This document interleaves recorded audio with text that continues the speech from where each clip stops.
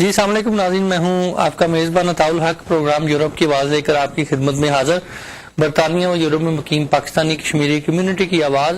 Venice ٹیلی vision سے programme ہر ہفتے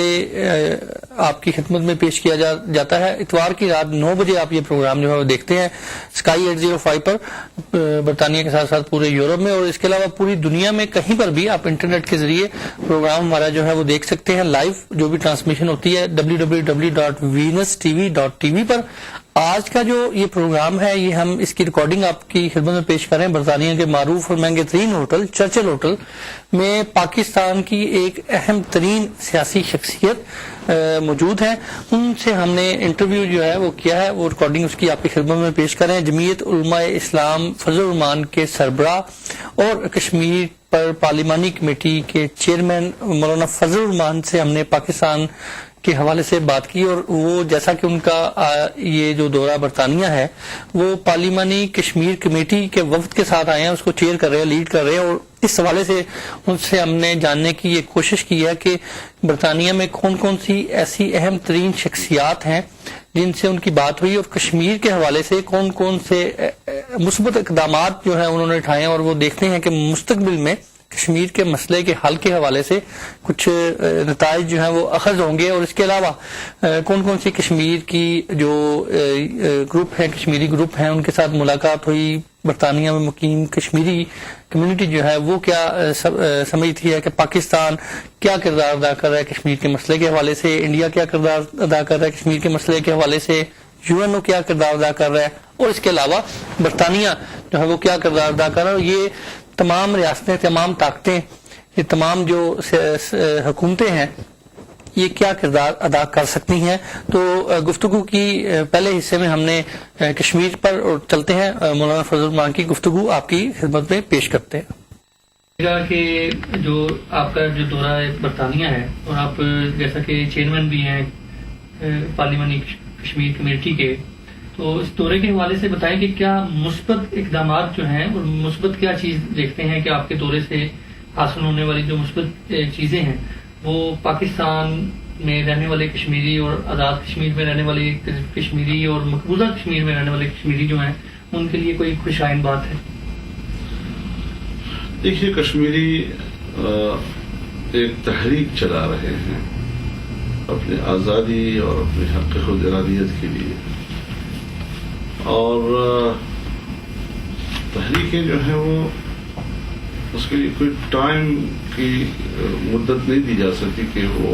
1 سال میں کامیاب ہوتی ہے، یا 10 سال میں ہوتی ہے، 50 سال میں ہوتی ہے۔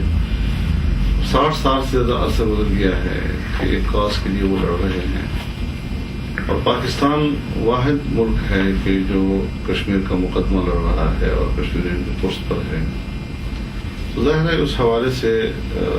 پاکستان کی جو دلچسپی ہے وہ اس بات سے آیا ہے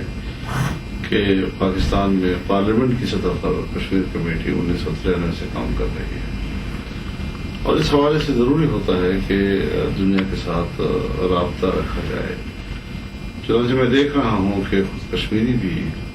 سمندر پار مختلف ملکوں میں مصروف ہیں، ان کی تنظیمیں ہیں، ان کے مختلف فورم ہیں، اور وہاں کی کمیونٹیز کے ساتھ، وہاں کی حکومتوں کے ساتھ، پولیٹیکل پارٹیز کے ساتھ ان کے روابط ہیں۔ ایسے مواقع پر جو کشمیر کی کمیٹی کے وفود ملک سے باہر جاتے ہیں، تو یہ بھی اس حوالے سے ایک رابطے کا کام دیتی ہے تاکہ جو فوری طور پر صورتحال ہے اس سے بھی دنیا کو آگاہ کرے، اور اس میں اپنے موقف اور اپنی پوزیشن ان کے سامنے واضح کرے، ان کی حمایت حاصل کرنے کی کوشش کرے، اور تحریکوں کو جاری رکھنا، اس کو تسلسل دینا، اور اس میں دوام و استمرار پیدا کرنا، اس کے لیے ضروری ہوتا ہے کہ وفود پوری دنیا میں کام کریں۔ لندن کا 5 دن کا جو آپ کا یہ دورہ ہے، آپ اپنے گروپ کے ساتھ آئے ہیں، مختلف جماعتوں کے ساتھ کہ جو ان کے نمائندگان جو ہیں وہ لے کے آئے ہیں، اس کو سر کس رنگ میں دیکھتے ہیں؟ کیا اس میں مثبت چیز جو ہے وہ کیا دیکھتے ہیں آپ؟ میرے خیال میں ہمیں جو اس حوالے سے یہاں پذیرائی ملی ہے، چاہے پارلیمنٹ کے اندر ہو، چاہے پارلیمنٹ سے باہر جو یہاں پر فورم ہیں، تو لوگوں نے دلچسپی لی ہے اور لوگوں نے پاکستان کی کمیٹی کے خیالات کو سنا ہے اور اس فورم پر انہوں نے مختلف سوالات کیے ہیں اور جو نئے سوالات ابھرے ہیں صورتحال کے حوالے سے. تو اس میں اس وقت کی موجودہ جو انڈیا کی پالیسی ہے, جو پاکستان کے اندر 2001 سے چلنے والی پالیسی ہے, اس نے کہاں پر کشمیر پالیسی کو متاثر کیا ہے, ہم اس کی بحالی کے لیے کیا کر رہے ہیں یا کیا کر سکتے ہیں, کیا بڑا چیلنج ہمارے درپیش ہے. تو وہ ساری صورتحال ہم نے ان کے سامنے رکھی ہے اور خدا کا فضل ہے ان کی طرف سے بڑا حوصلہ افزا جواب ملا. ابھی کچھ دیر پہلے آپ نے ہائی کمیشن میں خطاب ایک صحافی جو ہیں ان کے سوال کے جواب میں آپ نے یہ کوئی خوشی کا اظہار نہیں کیا اور آپ نے سارا جو بات ہے وہ آپ نے کہا کہ یہ ہائی کمیشن جو ہے اس کا جواب دے سکتا ہے. آپ خوش ہیں؟ آپ کیا سمجھتے ہیں کہ آپ کا جو یہ جو دورہ ہے اس سے پاکستان میں کچھ آپ حاصل کر کے جا رہے ہیں اور یہاں پر جس طرح کہ آپ کی یہاں کے حکومتی نمائندگان جو ہیں ان سے میٹنگز ہونی چاہیے تھی, ممبران پارلیمنٹ سے ملنا چاہیے تھا, اس قسم کی کوئی ہونی چاہیے, تو آپ کمی محسوس کر رہے ہیں اس بارے میں کچھ؟ اگر کچھ کمی اس میں ہوئی بھی ہے تو ابھی فی الحال میں اس پر تبصرہ نہیں کر سکتا تاوقع کہ ایسی صورتحال نہ ہو کہ جہاں ہم معلوم کر سکیں کہ اگر کہیں کوئی میٹنگ نہیں ہو سکی ہے ان کے آفیشل بندوں کے ساتھ تو اس کی کیا وجوہ تھی, کہ ہماری طرف سے کمی تھی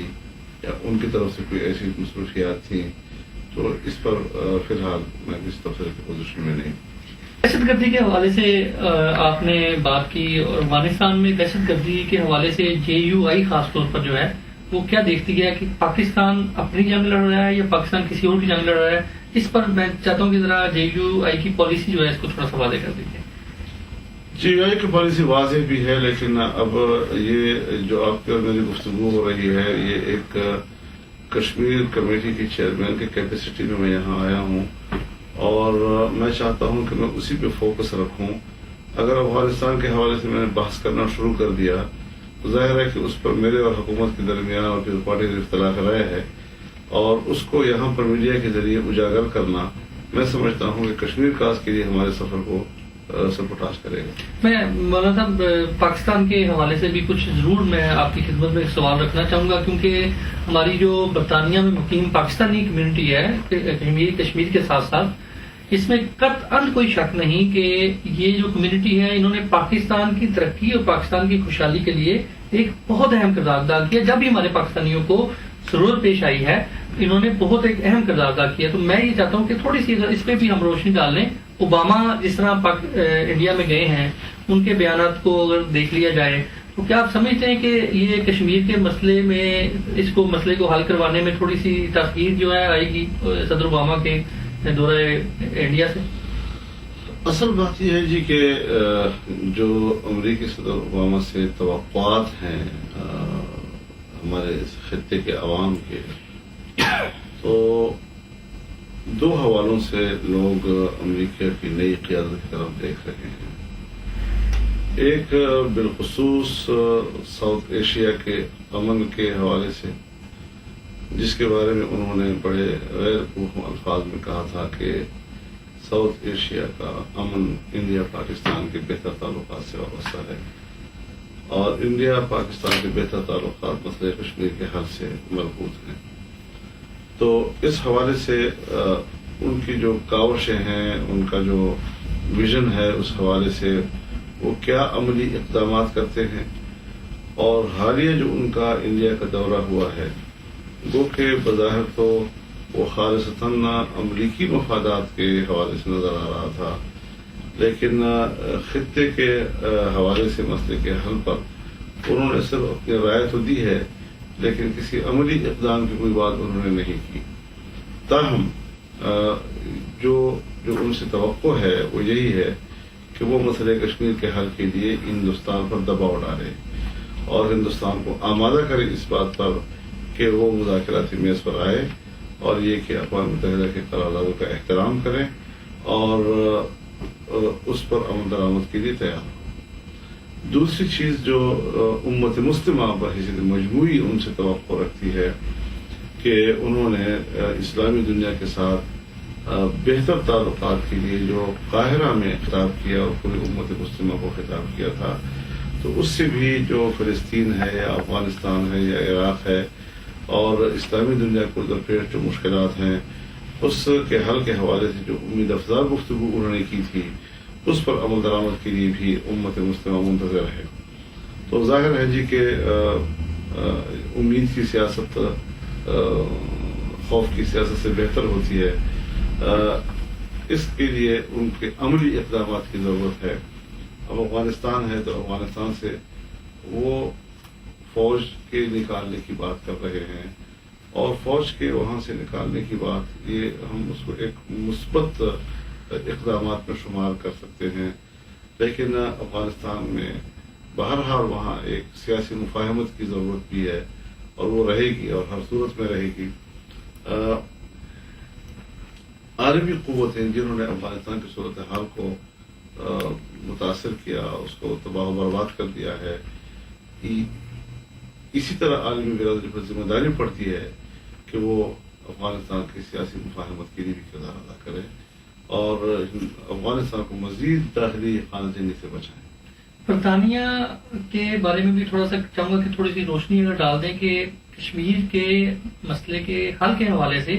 برطانیہ کی کارکردگی کو آپ کس طرح دیکھتے ہیں، اور کیا سمجھتے ہیں کہ برطانیہ کردار ادا نہیں کر رہا، اور اگر برطانیہ کردار ادا کرتا ہے کیا سمجھتے ہیں کہ یہ مسئلہ حل ہو سکتا ہے؟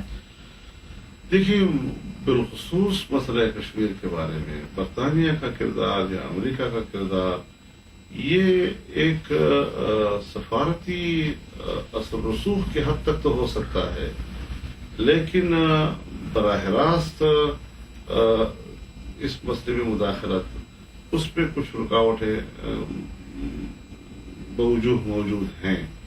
تاہم پاکستان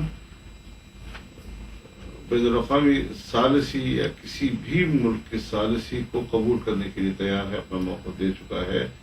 اگر رکاوٹ ہے تو اس میں ہندوستان رکاوٹ ہے کہ وہ ثالثی کا انکار کر رہا ہے۔ تو اگر برطانیہ ہو اور وہ مسئلے کے حل میں کردار ادا کرنا چاہتا ہے، آگے بڑھنا چاہتا ہے، تو پاکستان تو خوش آمدید کہے گا اس کو۔ اور چونکہ قضیہ کشمیر جو ہے وہ تقسیم ہند سے تعلق رکھتا ہے، اور اس کے جو پس منظر ہے اس سے جتنا برطانیہ آگاہ ہے اور جتنا ادراک خود مملکت برطانیہ کو ہے، شاید اتنا ادراک کسی دوسرے ملک کو نہ ہو۔ ٹھیک ہے، مسئلہ کشمیر پر آپ نے یہاں پر مختلف کشمیر کی جو سیاسی پارٹیاں ہیں اور قیادتیں ہیں ان سے آپ نے بات کی ہے، پاکستان کی کارکردگی پر وہ مایوس ہیں۔ اس پر میں چاہوں گا تھوڑا سا روشنی ڈال دیجیے کہ آپ سمجھتے ہیں کہ آپ ان کی بات سے اتفاق کرتے ہیں کہ پاکستان کو جو کردار ادا کرنا چاہیے مسئلہ کشمیر کو حل کروانے کے حوالے سے، وہ کردار پاکستان ادا نہیں کر رہا؟ دیکھیے،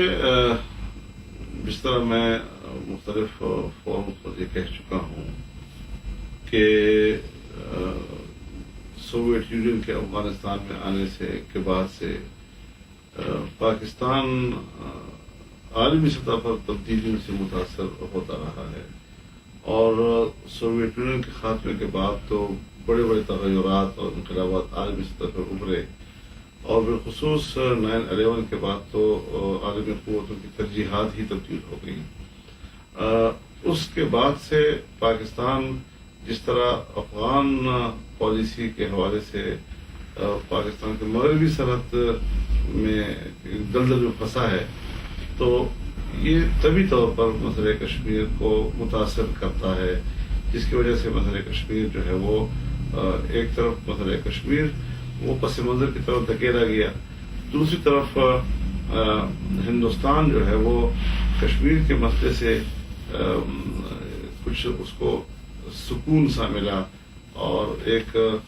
جیسے اس کو ایک وقت مل گیا، اس خاموشی کا فائدہ اٹھایا، لیکن ہندوستان نے اپنا دفاعی، سیاسی اور سفارتی اثر رسوخ وہ افغانستان تک بڑھا دیا ہے۔